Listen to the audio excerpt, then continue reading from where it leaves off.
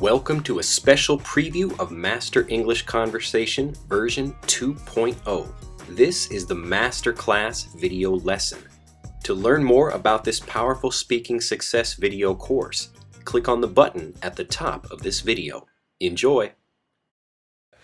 All right, well, hello and welcome back to another edition of the Masterclass video lesson. And today I have my friend Shannon Lefebvre. Did I pronounce that right? Yeah, that's perfect. Actually. It's awesome. Right. So he has a kind of funny last name. Can you spell your last name? Lefebvre. Okay. So, French Canadian. French Canadian. Don't hold that against me. But where are you living now? I'm in Nagasaki, Japan. And where are you from? I'm from Australia, born in Sydney, but raised in Darwin in the north.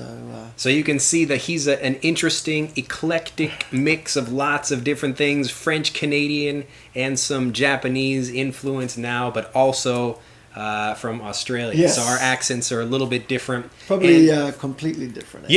Yeah, they are quite different. You'll notice I'm from Chicago. Even people in America, we've all got different kinds of accents. It's really a huge country, lots of different influences, and so West Coast, East Coast. Yep, West Coast, East Coast, the Midwest, down in the South. So I've been to quite a few different places in America, and I can tell you where have you been in America? Pretty much all over. Oh, really? So probably 32 states out of the out of 50. Yeah. That's like more than me. That's I think mostly more than most Americans, I dare say. Yeah, I bet so. Have you been to Alaska? I haven't been to Alaska. So Alaska is one of the definitely the places I really want to go to. So it's on the list? It's on the list. Well, I got a lot of family up in the west coast of Canada, Vancouver. Oh, really? So it's not too far of a, sort of little hop, skip and a jump just to get to the up into Alaska from there. So, I see. Yeah. Well, anyway, this month we're talking about music. You got to listen to a conversation I had with my older sister, who is a flute teacher,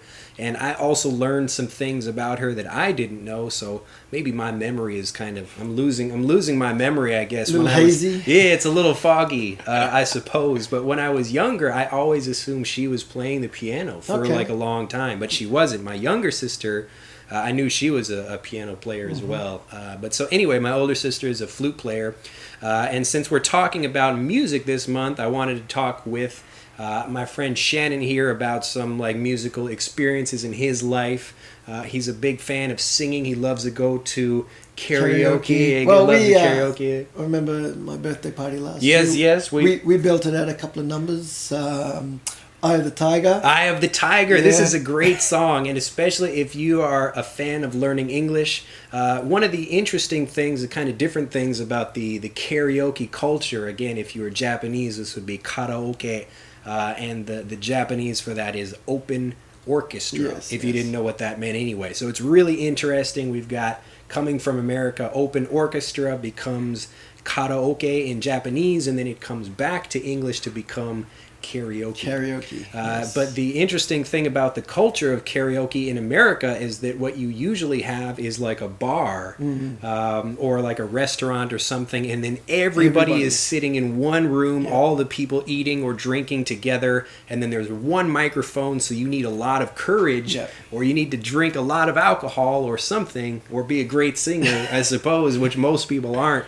to get out and really be able to do some things like that. So in Japan, it's all little boxes. Little and boxes. Your own. It's family and friends, so it's a little not as intimidating. Sure. It's very, very open and very, very friendly. Yeah, it is a friendly thing. And, people bring you food. Everyone gives you a little clap, even if you're really bad, and And they have some instruments. Yeah. Tambourines, and they got the little air guitars, and it's like a 2D. It's like a paper guitar. You can like pretend to play the guitar in some places. I thought that was really interesting. It's kind of funny, when you do something like that. They really get into it, and everyone's putting 100% effort into it and stuff like that.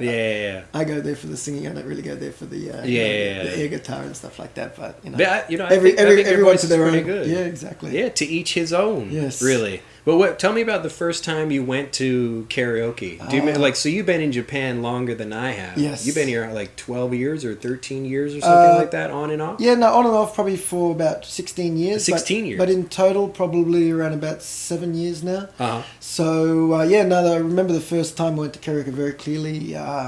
it was with an adult class. I was teaching a conversation class. And I rock up into the lesson and they're like, okay, we're going off to a snack bar now. Let's go. And I'm like, okay. This is men and women? Men and women, yeah. It was a group of, business friends and stuff like that. And their philosophy of learning English was not, okay, let's hit the books now. It was more like free conversation. Let's do whatever we feel like. Make it fun and make it interesting. So it was like an amalgamation of people just enjoying how to talk English with each other and stuff like that. Yeah, great. So we went off to a bar and they're like, okay, I want you to sing something for us. And I'm like, look, it's not like karaoke today. Karaoke today, you've got all the latest top 40. You've got all the all the new songs. Yeah, there's rock, there's pop, there's R&B. There's pretty much a full spectrum of the singing genre, right? But in the old days, 15, 16, 17 years ago, you had only the songs from the 60s and the 70s. Oh, really? Oh, yeah. No, there was nothing new, man. Oh, I had no idea. I'm kind of newer to the karaoke scene. Seriously, the only choices you really had was Elvis Presley, the Beatles. As far as like foreign music goes. Seriously, that was it. The Beatles and Carpenters. And the Carpenters. And that was, and like they sing the Carpenters for me. And I'm like, I barely even know the Carpenters, let alone a song from the Carpenters. But sure. Well, if you're not Japanese and you're watching this, the Carpenters, it's an American band. It's I think they're husband and wife. It's a husband and wife team. Yep. And they're singer-songwriters. It's like ballads. Yeah, so they produce ballads. There's lots of different genres of music.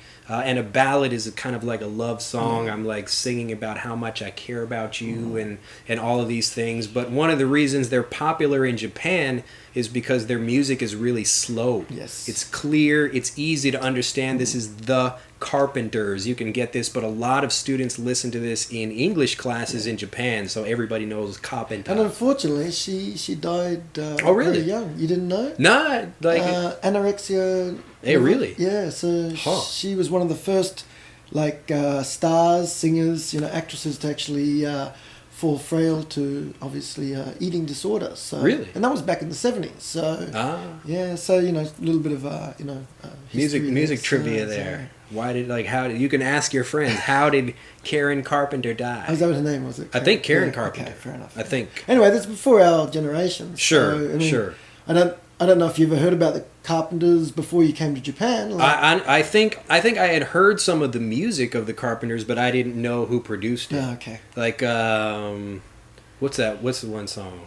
When I was young, I would listen to and I listened to that in school, and I've heard that before. I know I have, but I don't know the people who produce a song. It's interesting, every school, like junior high school, elementary school, I guess even high school in Japan, they have got their song at the end of the day, or even the town, they've got the 8 o'clock song in the morning, or the 5 o'clock song in the afternoon. And the one in my town was called I Know, and which translates as Love Field Town. It was Yesterday by the Beatles. Sure.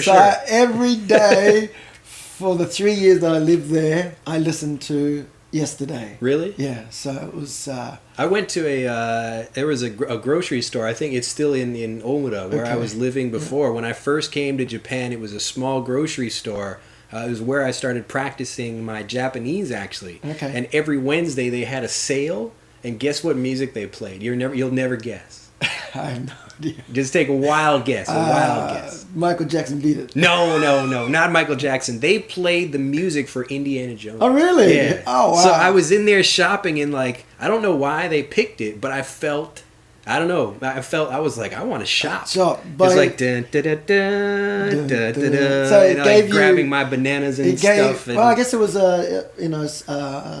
a marketing ploy. I guess. They had to pick something. Yeah, to use your your subconscious to obviously have to buy more stuff because you felt, I guess, adventurous? Or, sure. I could see that working more in an American store, but a small Japanese place that people would know. I mean, I know Indiana Jones is popular, but I could imagine more popular.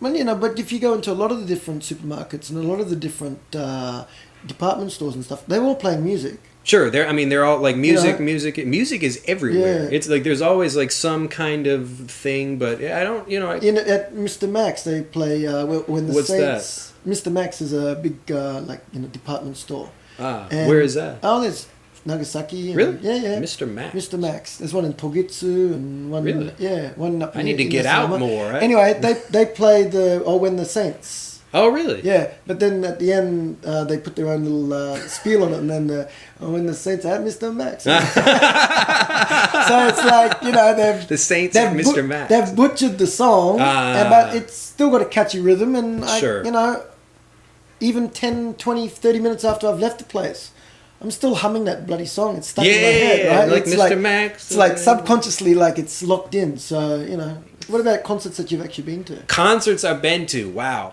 I'm trying to think of some more intimate kind of concerts I've been to. Actually, there's a singer I really like called Rufus Wainwright. You probably never heard of him. No. He's been in like a couple of movies and done songs, and like you probably heard some of his music before. But I really like his music, Rufus Wainwright. Wow. And it's actually not bad for learning English because he has a kind of like a really like nasally kind of voice like me. He's like it's like but like it's like a very pretty easy to sing along. Well, yeah, I mean like he has a really distinctive voice. Okay. And so voice you can really I mean like as soon as I heard it I was like, like I really like the song, but there's some really good songs. It's actually not bad for learning English. Okay. So I mean it's he has some slower ones that are, it's not like the Carpenters, it's not that easy or that obvious, but really good stuff. So I saw him. Actually, that was it was one of those things. Have you ever had this happen to you where you're thinking about like, I really want something to happen, but I don't know how it's going to happen, and you just kind of put the idea in your mind. Yeah. And I was like, man, I really love to see that guy in concert, but I never really I just kind of put the idea in my mind. Didn't do any action. Yeah, I didn't. I mean, it's like clearly he's like popular and touring, and I'm sure I could like find him somewhere or whatever. And then I was looking on Craigslist, and I was talking with my sister last month in the Master English Conversation Masterclass lesson video about that, about how she used Craigslist to find some kittens. Because she's looking for some kittens. We were talking about pets last month. And I was looking on Craigslist when I was living in Seattle, and there was a woman that had posted like, I've got 2 tickets to a Rufus Wainwright concert in Seattle. Okay. And I was in the bathroom, and I was like, looking at my phone. I was like, oh man, like that's awesome. So I mailed her and actually like met her and got to go to the concert, and yeah, I just like met a new person like that. It was weird. Excellent. Put yourself out there, like whatever you like.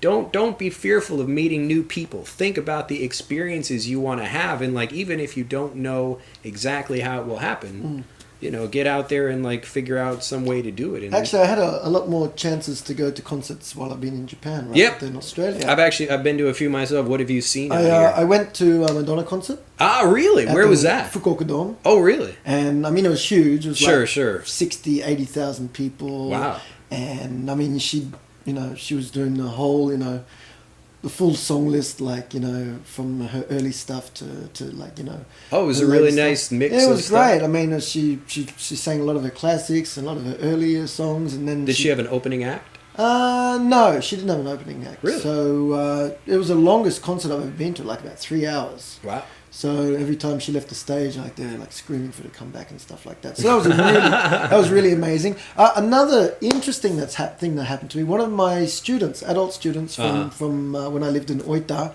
his son is a famous guitarist. Really? Yes. And we went with his father to one of his concerts, went backstage and had some eats and drinks with some of the other band members and stuff like that. Got introduced to the crowd as the father and the 2 bodyguards. So there was two of us foreigners with the father. Yeah. But and at the end we went to a restaurant and we got mobbed by some of these girls, and they wanted our signature. Not the signature, but our patch and backstage passes and stuff like that. And I was a bit stupid. I was like sort of overawed all these young girls coming up to me and like, hi, I saw you, la la la, and I'm like, oh yeah, well, touch me, okay. And you're a rock star. No, well, I mean, she asked for the pass, and I gave it to her, and then I kind of regretted after that. I wanted to keep that as a memento, or as a sort of a souvenir or something like that. So, but I was young and silly, and sort of like affected by women a lot more than what I am now. So. Well, yeah, it does happen. Yes. It's happened to the best of us. So no, not a lot of musical talent from me personally. I do like singing. Nor myself. Yeah, I guess when I was younger, my mother made me do a little bit of piano and organ and stuff like that. And I didn't like. You played the organ? I played the organ. Like a church organ? No, not a church one. It was more like a rock and roll organ where you could change the tempo and like a synthesizer. Yeah, synthesizer. Put in some backbeats and. Oh really? Oh, like an electric keyboard. Yeah, but you could do the oboe and the flute and the drums, and you could it sort of make your own little. And I enjoyed but there wasn't really anything So it didn't take. It didn't. Yeah, I wanted to play sport. Ah, when I was younger in my generation, sport was the man's thing, and sure. Playing a musical instrument was the girls. But I think today society is a little bit more well-rounded. Sure. I think when you do have children, you realize they need to have a little bit full-rounded sort of learning experience, and they need to learn how to sing, and they need to go to I think it's a good experience to get guitar all that. and piano and stuff like that. So yeah. When you start young, if you can do something musically, then that will keep you in good stead for the rest of your life. Yeah. Anyway, so we'll let my friend Shannon go, but you can say bye-bye to everybody all over the world is watching this. Yep, thank you very much. I hope you had a good time. I'll see you again. And he'll be joining us. I love talking to Shannon. He and I always have a good time. And I'll be back in just a moment with the special mission homework assignment all about music and really going deep for this month. Bye-bye. See you later. All right, and here we are at the special mission homework assignment for this month. I hope you enjoyed my conversation with Shannon, and it's a really interesting chance for you as well to listen to the differences between our accents. Remember that how you sound is not so important. It's a nice thing to have a native British or American or Australian accent if you want that, but it's more important for you to focus on basic grammar. So get that down, make sure you can speak properly, and then worry about things like pronunciation practice so you can sound a lot more native. Well, the special mission homework assignment for this month is actually quite easy. What I want you to do is, using music, find some new CDs or MP3s or videos or anything like that on YouTube and really listen to something over and over again. But I want you to go deep with it. I want you to really master something. And in this case, I want you to find, even if it's just one song, but find something that's pretty popular so you can listen to the music and actually watch the video so you can see how people are moving around, you can see their lips moving. And another really good thing you want to look for when choosing a song to practice. So again, just take one song. If you have a lot of free time and you want to listen to more things, find a whole album. So an album is like one CD. So whatever you're interested in doing, I want you to find something that's really popular that will give you chances to listen to other versions of the same song. One popular example is 99 Red Balloons. You can hear the German version of this, or there are many American versions of this song, but it's really interesting to hear other people or other bands singing the same song in different ways. So just like you get to hear people on Master English Conversation, you get one English sentence using different grammar points or different grammar tenses, and you also get to listen to something using different voices.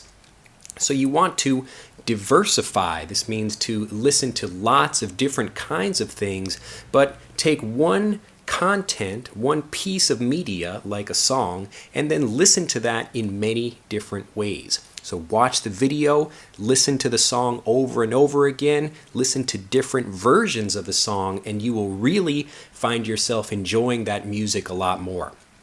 One thing you should do before you pick a song is to read the lyrics. So whatever your song is, however you want to practice, I don't want to tell you a specific thing, but find something that you can read the lyrics first so that you're already listening for key words. It's difficult if you start with listening first and then try to go back. So again, that's why you can do the same thing with Master English Conversation. We have 5 different lesson sets, but you can go through them in any order you like. So if you want to go through the vocabulary lesson first before you listen to the real conversation lesson, that's a great way to practice as well. It just depends on how you like to practice. If you like to challenge yourself more, begin with the real conversation. So the same thing this month for finding some piece of music that you like, but make sure you find something that's popular so you can listen to different versions of it.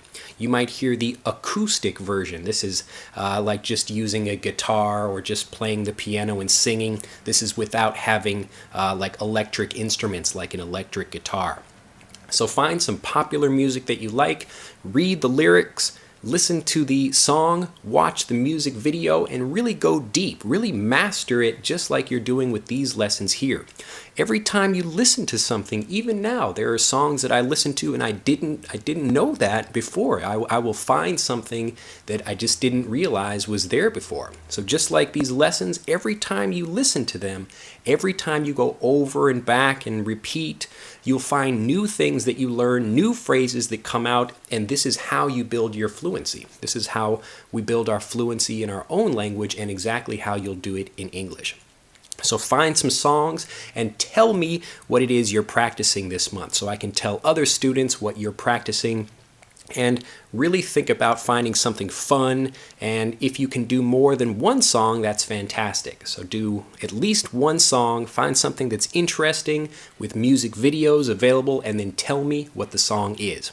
Well, have an excellent day. I will see you next month with a brand new Master English Conversation. We're always trying to do new and interesting things, so if you have any questions at all, or if there's anything you'd like to see, this course is all about you. A lot of the techniques I'm teaching here, it's the same thing I use every month to continue building my Japanese fluency. I actually like Japanese pop music. I like a band, actually it's a girl, J-pop. It's a little bit embarrassing actually, so don't tell anybody. Her name is Otsuka Ai.